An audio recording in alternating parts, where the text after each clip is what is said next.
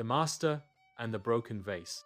What if the thing you're trying hardest to protect is the very thing stealing your peace?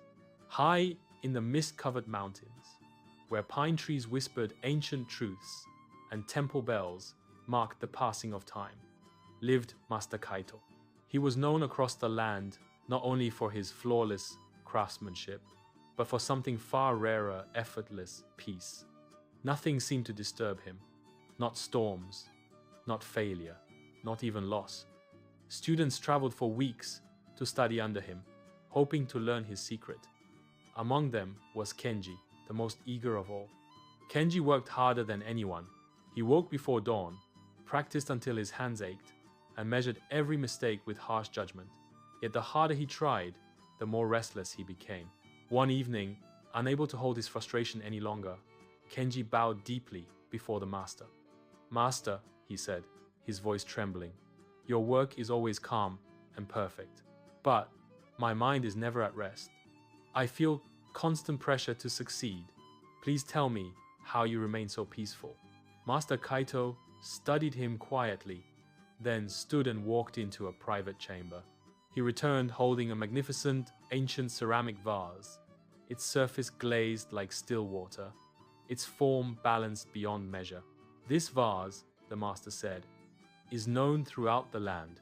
It has survived generations." Kenji's breath caught.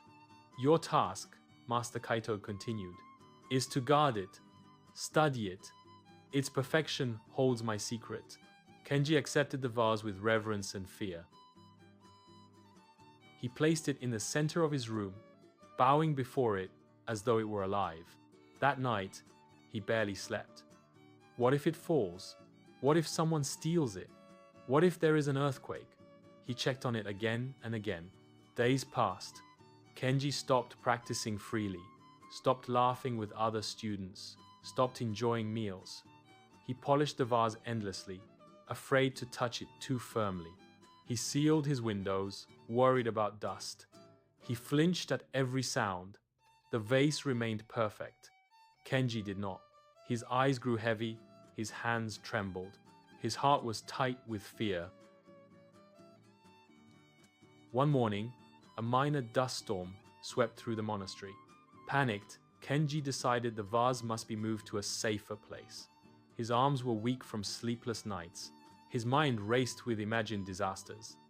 As he lifted the vase, his hands shook, and, in a single breath, it slipped. The sound of ceramic striking stone echoed through the halls. Kenji froze.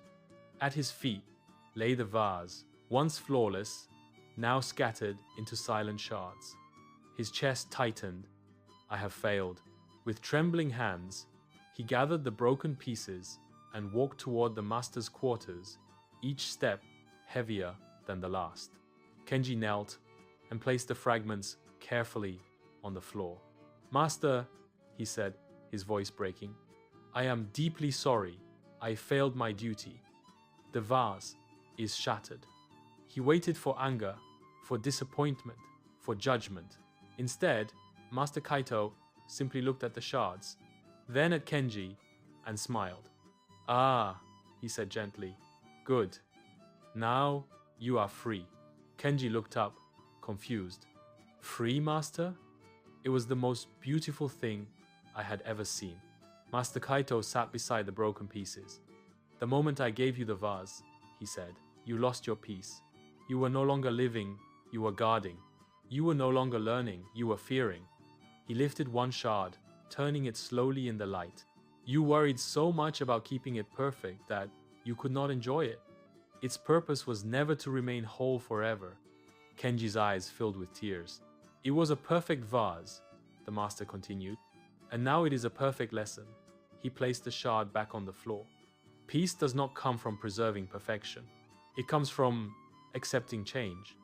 In that moment, Kenji felt something loosen inside him. He realized the truth. The vase did not teach him peace while it was whole. It taught him peace only after it broke. The burden he carried was never the vase, it was his attachment to outcome, to control, to fear of loss. Kenji bowed deeply. "I understand now, Master." Master Kaito nodded. Then return to your work, and this time work freely. Moral of the story: true peace does not come from achieving perfection, but from accepting imperfection and change.